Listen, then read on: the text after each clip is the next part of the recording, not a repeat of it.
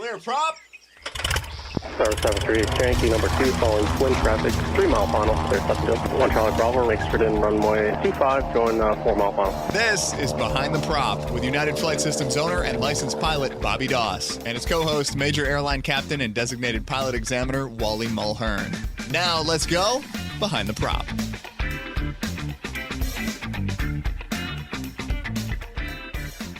What's up, Wally? Hey, Bobby. How are you? I am fantastic.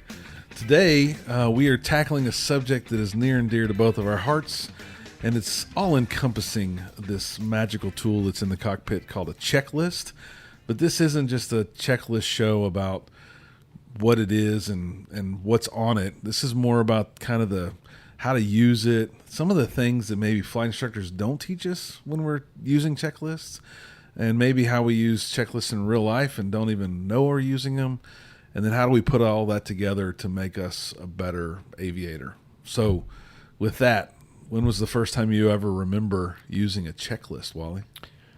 I remember as a young boy, I remember my mother asking if I wanted to go to the grocery store with her.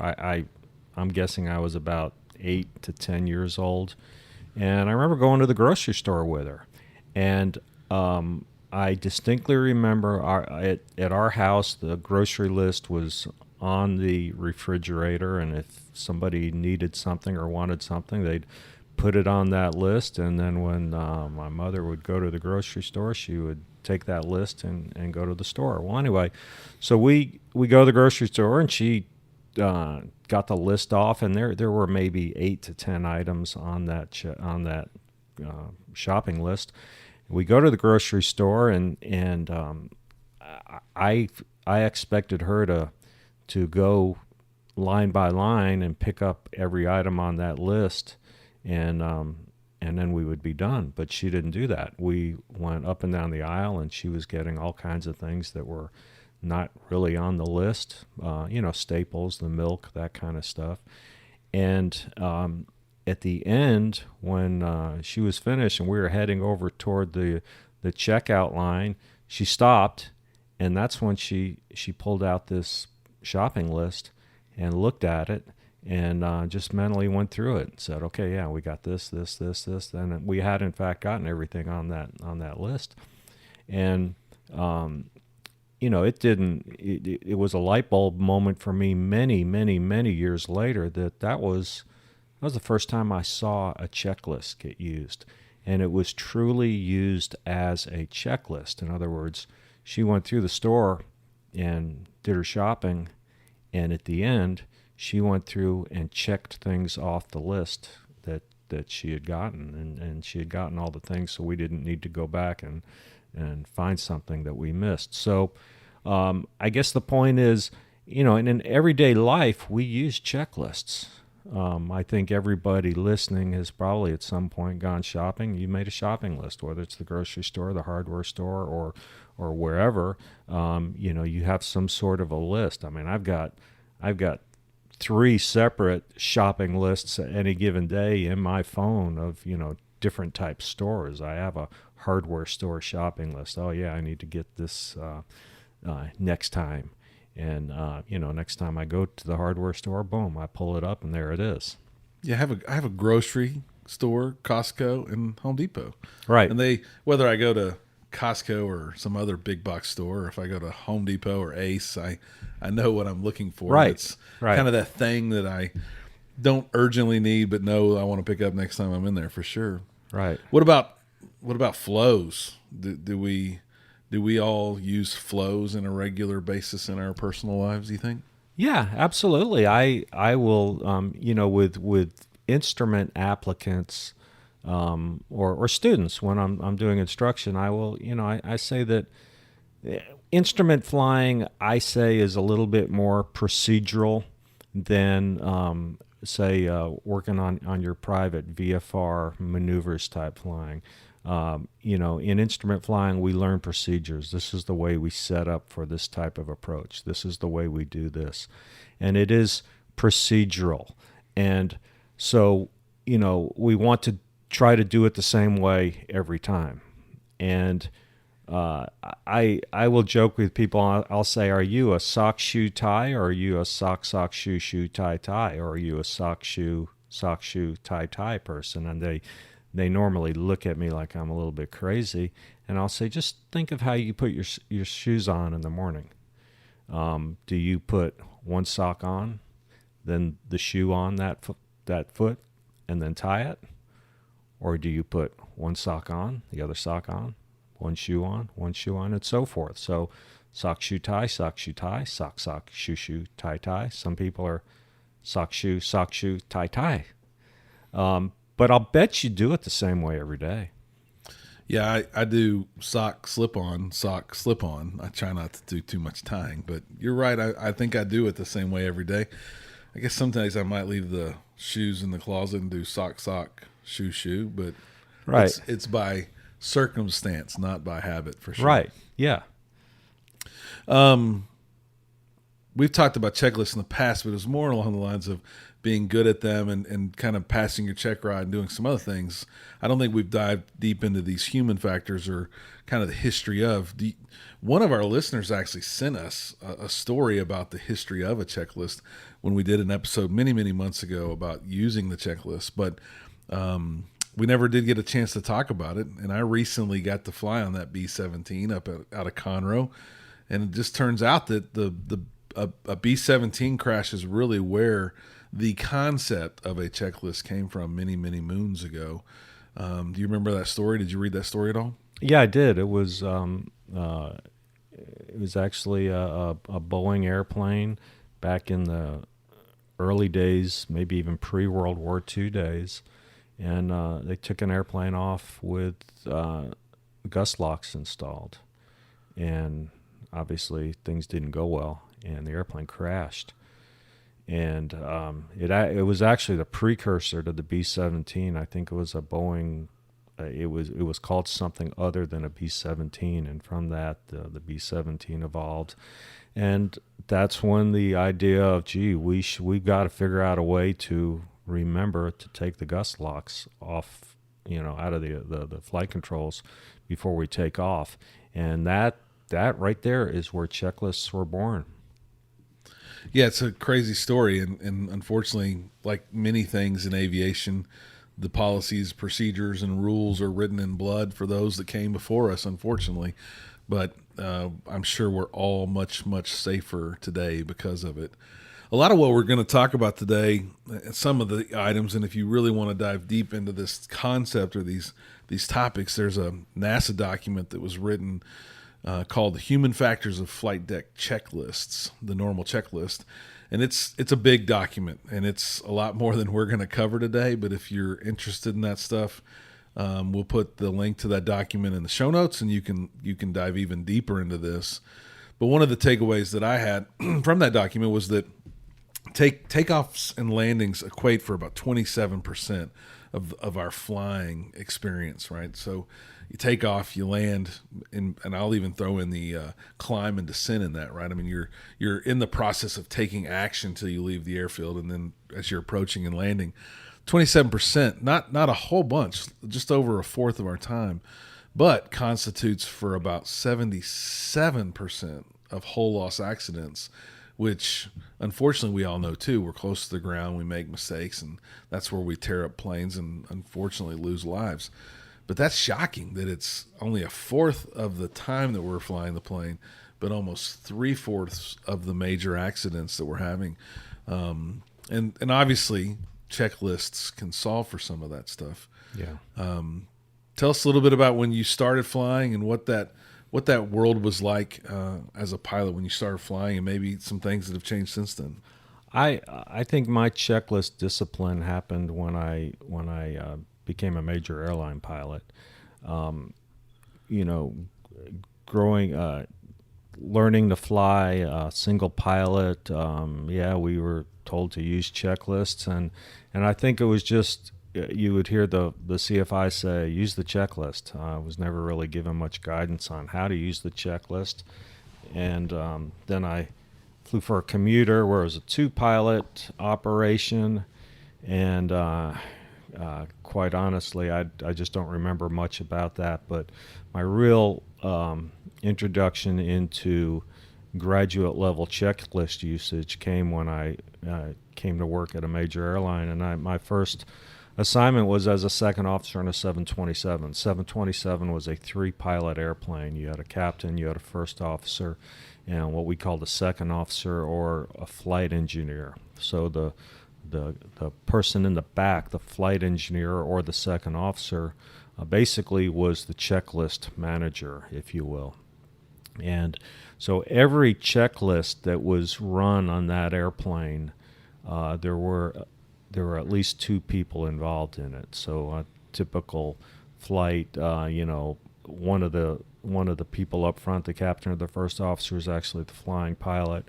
And when it came time to run a given checklist, whether it was on the ground or in the air, the second officer and the monitoring pilot or the non-flying pilot would verbalize these checklists out loud.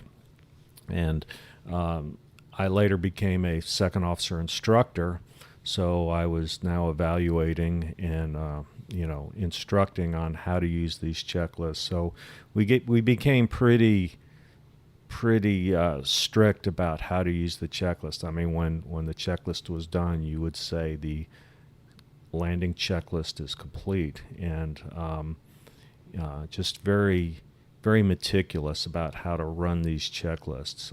Checklist rhythm. Don't run them too fast. Don't run them too slow. Communicate, speak clearly. But it was in that 3-pilot regime where I really learned the intricacies of a checklist. That's really where it all came to be. Now, in a 2-pilot airplane or a single-pilot airplane, things are a little bit different.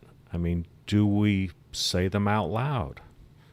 Yeah, I think honestly, I'm lazy when it comes to this sort of stuff, right? I was preparing for this show over the last week or so and reading articles and getting different people's perspective, and watched a couple YouTube videos, and some of the people in these YouTube videos were adamant that the beginning of the checklist, the heading of the checklist item is supposed to be verbalized, right? Yes. And I think that goes into the how that we're going to talk about a little later, that I don't remember my flight instructor telling me to verbalize that piece. I mean, it was Right. more about, I think you grow into each of these components. You're learning a little bit more. But in the beginning, we're kind of pre-flighting. We don't say this is the pre-flight part of the checklist. We don't announce that. We don't Right. announce left wing. And Right. you're really just learning how to look at all this stuff. And so then that translates or carries over into the cockpit when you sit down. And I don't remember thinking or verbalizing before start checklist and then doing all this stuff and then saying before start checklist complete. And my eyes are kind of open to that. This is important, that I need to know that I'm starting and finishing each of these sections, albeit maybe in my brain that I am knowing, but I should verbalize it in any kind of pseudo crew environment. Yeah. If there's another pilot next to me, Yeah. I should do that, because things can get mistakenly missed or dropped very, very easily. One thing I had taught myself is, especially with the 3-pilot crew, is to not really move on until I heard the phrase "so-and-so checklist complete." And I compare this, when I was in college, I had some friends that had an apartment together, and we were all music guys, and one of my friends was telling me that one way that he could wake up another guy that was in the apartment with him is they had a keyboard in the living room, and he could go and sit down at that keyboard and play a chord progression. And for those non-musicians, I could go to a keyboard and I could play 3 or 4 chords in a row, and it would feel like it's not finished. In music, we call that the resolution. You resolve the chord progression, and that's how they used to wake up one of these guys. They would go and they'd play this chord progression, and they wouldn't resolve it, and it would just Drive him nuts. It would drive him nuts, and he would have to go up and go to that keyboard and resolve the chord progression. That's how I have taught myself with checklist, even at my airline job. If after start checklist, we may do all the items, and until I hear the first officer say after start checklist is complete, I feel like I'm left hanging. Right. Well, we're going to talk about a lot of things today, and the biggest thing that I want to reiterate is no matter what the checklist is telling us to do, no matter how we use, whether paper or on screens or whatever, the number one thing that pilots should do is aviate, navigate, communicate, right? Absolutely. You got to fly the airplane. I mean, we can't take a perfectly good airplane and run it into the ground because we got distracted, and there are many. You can go in. There are accidents where airliners took perfectly good airplanes and crashed them. Some of the saddest dang shows on that air disasters is when you know what's going to happen, and right. you see these guys continuously go through these checklists, and you know they're caught up in all the things they've been trained to do, minus that they're taking their eye off the big picture, and it's that we're going to run out of fuel, or we're going to hit a mountain or something. Right. So aviate, navigate, communicate for sure. Let's dive into some of these topics. So I think the how is what we decided was the big piece that's kind of missing. Like, how do you use a checklist? How do you hold the checklist? Where do you put the checklist? Like, there's all these things that we don't really learn, and we don't learn them because they're not in the ACS. They're not in the syllabi that we use at this school and other schools on, what does all this really mean? We're taught this action or this thing needs to be resolved by this answer or mechanism, right? So landing light on or off is probably what the action is there, or the step is, and you're verifying, and it could already be on if it needs to be on, and you're saying yes, you're checking it and it's on or off. That's a checklist item that we're taught how to do, right? Fuel on,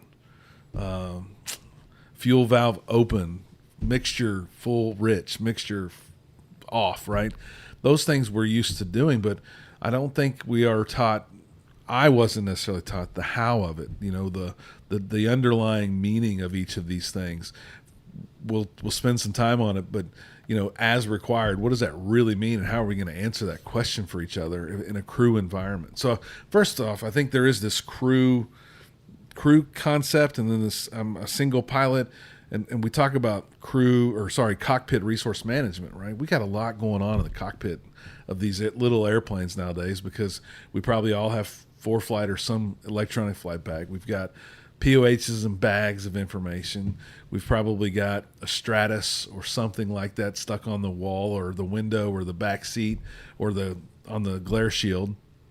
We got all kinds of stuff going on in there. Whether we write or we have an Apple Pencil we write with, we got a lot going on in that cockpit. Where do we stick these checklists, and how do we use them? And I'm a big fan of the knee board, but I don't really like a checklist in an electronic flight bag. I like the paper. I like to have really one operating. Once I'm on the air, once I started that plane, I like one sheet of paper front and back that I'm really probably tri-folded or quad-folded, and I'm using that one sheet of paper to keep me intact. Something else I probably go to for emergencies. Yeah. My normal operating procedures are probably on one piece of paper that I actually fold up and stick under my iPad in my knee board, with normally the top half of it sticking out, and that's where I can read my checklist items. Right. Where do you, we'll talk DPE single engine world, your Saratoga, where do you put, or how do you use a checklist? Yeah, well, I guess a pet peeve of mine is a lot of people like to put it up on the glare shield, maybe on the left side, to where it's actually blocking some vision from the window, and that's just horrible to me. Yeah, the windshield's not big already, so if you're taking 8% of that away from me, I'd much rather be able to visually see out the window. Yeah, I was just flying the other day in the right seat, and we're on a left downwind, and they pointed out traffic to us. They said, you're following traffic on a 1 mile final advice when you have them in sight. And I looked over there, and right where I thought the traffic ought to be, I just see this checklist. So I just reached over and removed it and put it, whether where I typically put it is just underneath my leg. Yep. I'm not a kneeboard person, so I usually don't. I don't have a kneeboard, but it goes right underneath my right thigh. And there's pouches, maybe a center console. Yeah. A place between the two seats. There's definitely a seat pouch behind it, both seats in a lot of these Cessnas and Warriors that fly schools use. But I guess we shouldn't be blocking any of our visual line of sights outside the airplane, windshield, etc. And then it really is personal preference of whether you use an electronic one.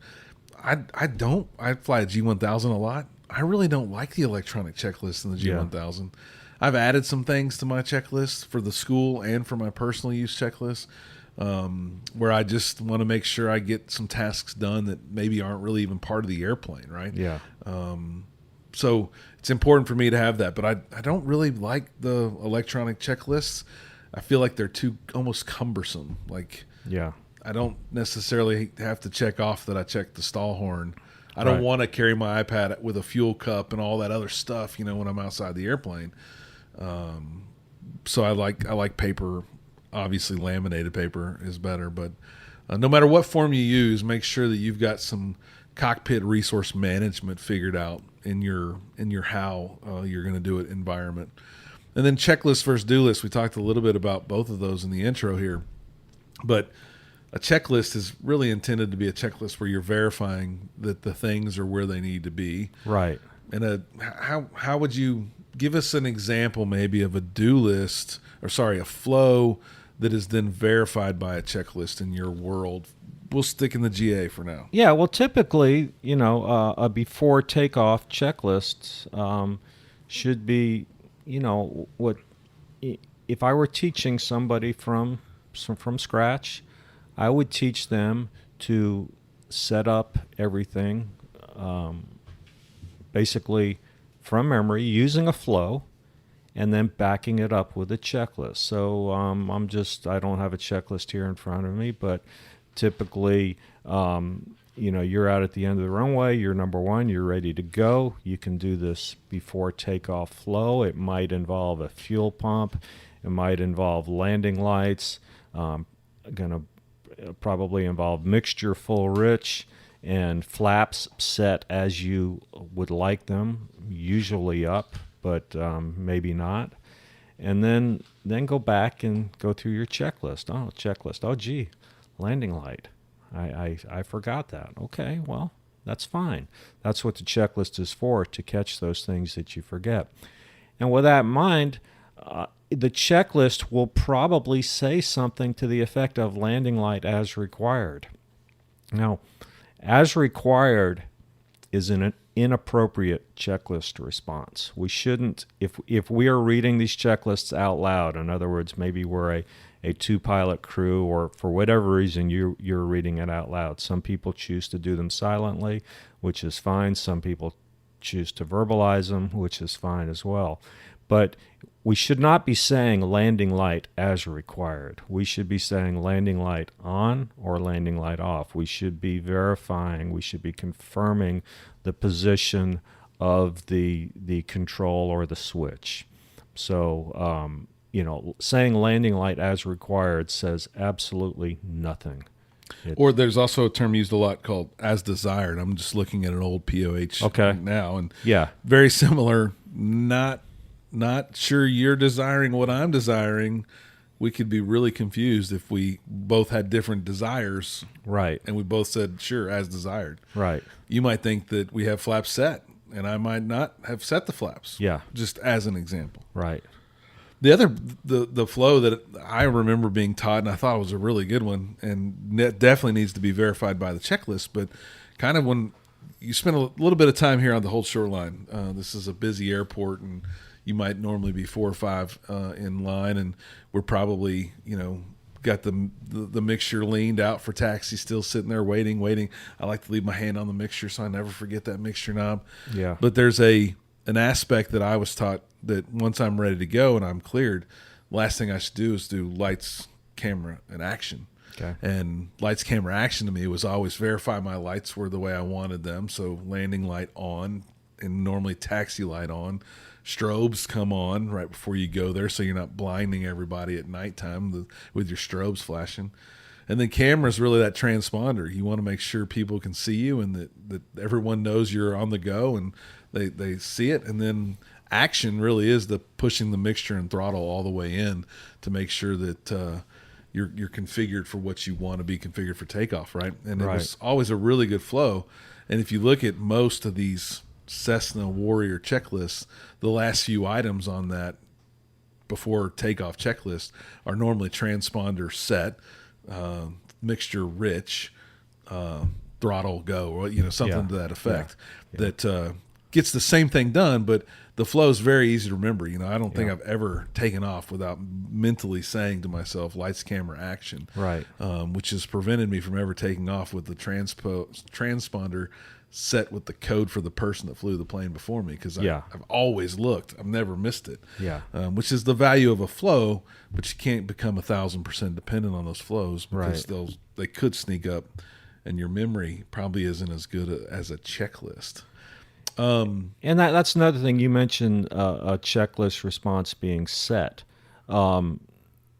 It may say transponder set, but there's no set on a transponder. So really what we want to say is switch position, transponder on or altitude or flaps. It may say set, flaps. Let's say 10 degrees. Let's say up. Yeah, no question, because I probably should be saying squawk 12 or squawk code 1200 altitude. That way we know we're ready to go. And the beauty of that, and some of these transponders, a clock will start as soon as you come up off the ground, right? And that probably helps you in all your other VFR work that you've probably put in before you go. And things have evolved over the years. Now we have LED lights on most airplanes. Probably have switched over to LED lights. So leaving a light on for longer. Back in the halogen light days, we had heat issues. You didn't want to sit at the hold short line and leave the light on for a long time, because it could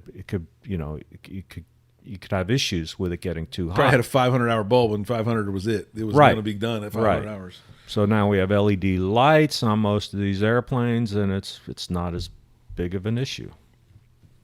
So what about, you mentioned it earlier, not too fast, not too slow. I don't think we're taught, a cadence or a rhythm when we're learning how to fly. I can remember vividly trying to go fast. I think there was this self-esteem issue that I had where I wanted to be cool. I wanted to go quick. I wanted to memorize and then check, not follow one by one by one. What kind of advice would you have for newer pilots out there, sub 500 hours, that are trying to find that rhythm or cadence?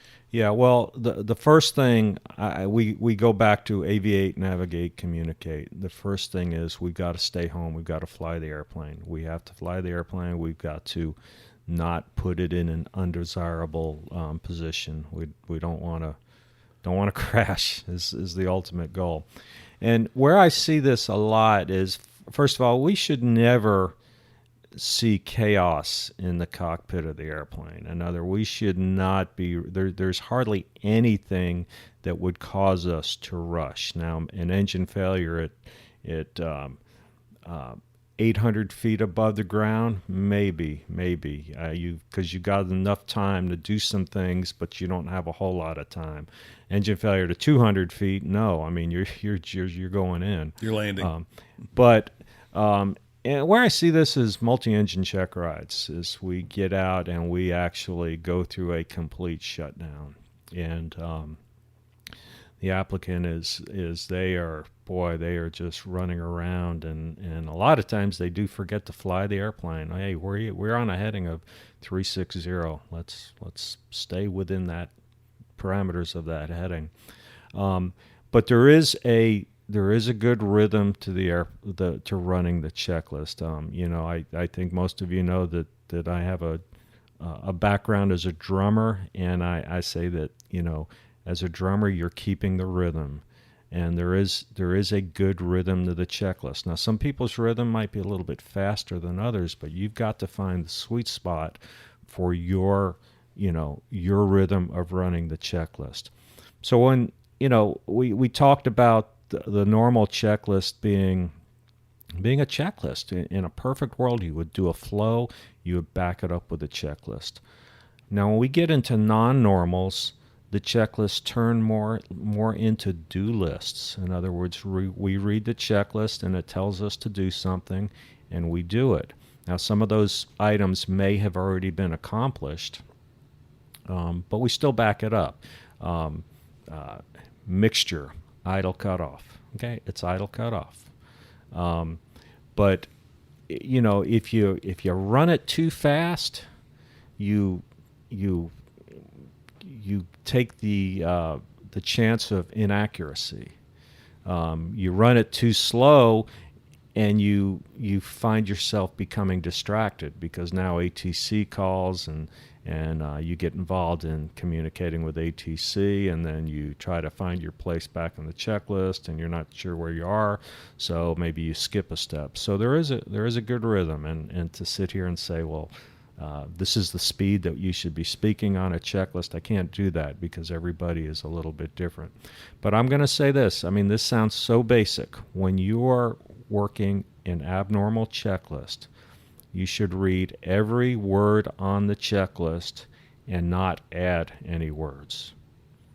It's just like reading a book. When you read a book, you should read every word and don't add any and don't take away any. And I use the example of paying your electric bill. If you get a bill from the electric company for $171.41, you send them $171.41. You don't send them 42 cents. You don't send them 40 cents. You don't take one word away, and you don't add any words. And that people get bogged down in checklists because they start adding things. They start editorializing in the checklist. They also skip notes. There might be a note in there that says, hey, if you're above 8,000 feet, don't do this step. And we might be at 12,000 feet, so we don't need to do that step. Well, it's interesting. Some of the stuff that I was preparing for this, the notes in the Cessna 172S model that I was reading, it talked very clearly about making sure the avionics switch is off when you start the engine so that you don't overload that avionics bus and tear up these expensive radios. And I don't remember, I mean, that's probably not noted on a bunch of checklists that have been recreated for flight schools and stuff, right? Because it's in the POH and it's got they write a paragraph about why it's really, really important. And the real estate on that one pager probably doesn't allow that, so you omit it. But it's really, really important that you don't kill the engine by pulling the mixture too much and then reach right back over and then turn that key with all the power to the avionics bus. You cause a lot of damage, and it's those sorts of things that we need to make sure we're aware of and use in the checklist for sure. We talked before we started recording, there's this one common theme you've heard in your aviation career, and I've heard it, but I haven't heard it probably as much as you have, is we can't checklist common sense, right? No, we can't. Steve Williams, my former boss on the 727 program at my airline, I don't know if he's listening, but he stood up in a standards meeting one day, and we were discussing checklists and how to modify, and we went down a rabbit hole of boy, we could have, instead of 80 abnormal checklists, we could have 680 abnormal. We could come up with every single scenario that we can think of.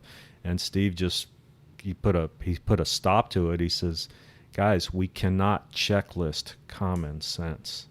And we kind of started thinking about this. There might be a situation where you are in an airplane and you don't have a checklist for that situation, but you need to manage things. And I talk a lot about, in small airplanes, I talk about fuel leaks. How would we manage a fuel leak? What would we do? Most of these small airplanes do not have a checklist for a fuel leak. So we start getting into the fuel system. What are we going to do? Where are we going to put that fuel? Are we going to put it on the leaking side? Are we going to put it on the non-leaking side? Obviously the easiest thing to do is if there's an airport down there, go land. But what if there's not? So yeah, that's a tough one because my mind's sitting here racing on what I would do, and I can see myself doing a lot of different things, right? But I think common sense would prevail. Yeah. And common sense might change as things got better or worse, right? I don't know exactly where I might go with that. Right. But it's something to think about for sure. So let's talk about, I guess, 4 reasons, and this goes back to this NASA document, 4 reasons why checklists aren't completed. And, I mean, I've not done a checklist. I'll be honest. I've skipped that before, but it really is, and I've seen all of these, and then we'll talk about some common errors and wrap up the show. But 4 reasons why checklists aren't completed. Attitude. You ever seen a pilot who thought they knew it all and didn't need a checklist? Oh, yeah. All the time. Distractions, interruptions. Boy, I've missed things, big things. I've missed big things before. Thank goodness nothing happened. But, you get a fueler come up and start talking to you halfway through your pre-flight. What happens normally? Yeah. You miss something. You forget something. Yeah. You got to it's kind of like reading a book when you're falling asleep at night. You got to go back and read that page over and over again. Yep. Same thing. I think the best choice is to go back to the last known good and start over from that checklist. Yeah, and just ATC. As you're flying in the air, ATC. You're in the middle of a checklist. ATC gives you a turn to a heading of so and so. That happens all the time. What about expectation or perception biases here, right? Like the flaps are up. That means the last guy or girl put them up. Surely they're working, right? Right. Or in a crew environment, I think you got it. You ever been with 2 people in a plane and something got dropped? It was kind of like dropping the baby. You got him, I got him. You got him, boom, drop. Yeah. Big concerns for why checklist items don't get done. Yeah. And then time pressures. Boy, you probably don't see people rush because you're a DPE and they're probably doing the 2-hour pre-flight. Right. But somebody who's late to go pick up their mom or dad or sister or boyfriend, girlfriend, they're in a hurry, right? Yeah. So what are they doing? They're doing the record-setting pre-flight and probably missing a few things. Right. Yeah. It's a Cessna. We're in a Cessna 177, a Cardinal that doesn't have a strut. So, I asked the FBO to fuel the airplane. I'm in a hurry to get up and fuel actually. Gauge is so full, Wally. They're full. Oh yeah. The fuel gauges look good. But I've got to go walk 100 feet to go get a ladder to climb up and check the fuel. But the FBO has never not fueled the airplane, so let's just get in and go. So these 4 reasons why they're not completed cause these common errors, and these are probably things that you're used to seeing or hearing about, right? I did a flow check, but I missed something, right? I mean, our memories aren't as good as a checklist. Right. And flows, while helpful, if you miss a step and then you skim the checklist too quick, you're probably still going to miss that step. And I think that we shouldn't depend on flows being the be-all, end-all. This is one I would say I'm probably at fault of, is responding without looking. I think in the twin, there's a run-up section where the headings are they're not colored right. I probably need to fix it, but it says RPMs to 2,000. I say that all the time, but I very rarely reach up and pull the throttles back because there's 3 power settings that you check on both engines. Responding without looking, while in that case is not super dangerous, in some cases that could be really, really dangerous. Gear down? Yeah. I probably want to look and make sure that the gear are down. Yep, absolutely. Flaps 25, 30, 40, whatever you want. Yeah. We talked about missing things on the checklist. Poor timing. We talked a little bit about cadence and stuff, but I think poor timing is more along the lines of, am I waiting to do my descent checklist to where I've already lost 3,000 feet? Like that would probably be too late, and then I might be rushed, especially if I'm only 4,000 feet in the air. Yeah. Before landing, waiting until short finals, probably not the best place to finish up your before landing. I think poor timing means more of that. Yeah. And then failure to initiate checklists. We talk about that one probably the most on this show. You got to use checklists. You have to use them, and they're not optional, and they should be from the POH. Yeah. Don't be someone that makes the common error of failing to use a checklist. You might not pass the check ride. Well, the ACS says for every landing in the ACS, it says appropriate use of checklists.